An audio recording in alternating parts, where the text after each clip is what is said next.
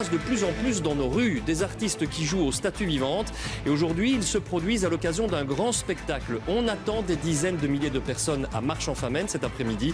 Nous nous y rendrons en direct avec Thibaut Balthazar. En période de vacances, il y a un grand classique dans les journaux télévisés et ce grand classique s'appelle les spectacles de l'été. Alors vous allez me dire qu'on va encore vous en servir un, oui mais attention, celui-là, il est encore mieux que les autres puisqu'il rassemble des artistes spécialisés en technique de statues vivantes. Ça va se passer cet après-midi à Marche-en-Famenne.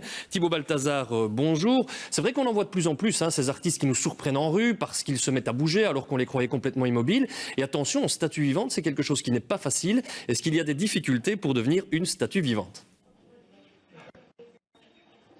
Écoutez Sacha, on ne va pas se mentir, effectivement, ce n'est pas simple. Déjà parce que ça demande plusieurs heures de préparation. Rien que pour le déguisement, justement, on a croisé plusieurs de ces artistes ce matin. Ils sont en train de donner les derniers détails de leur costume.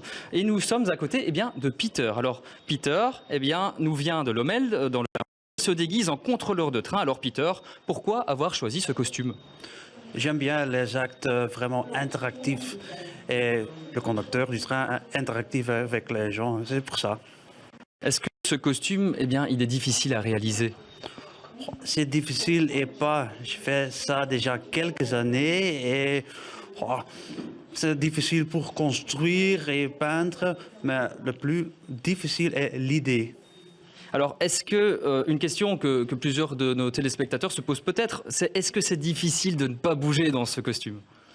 De temps en temps, ça devient vraiment difficile, mais ça dépend un peu du public, du temps, s'il fait beau, beaucoup de vent, beaucoup de...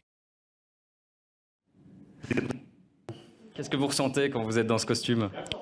C'est vraiment un joie, parce que vous voyez que les gens deviennent...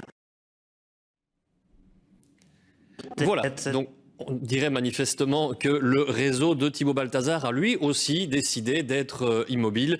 On va en rester là, je pense, pour ce direct. Il y avait manifestement des petits soucis de connexion. Désolé pour tout ça.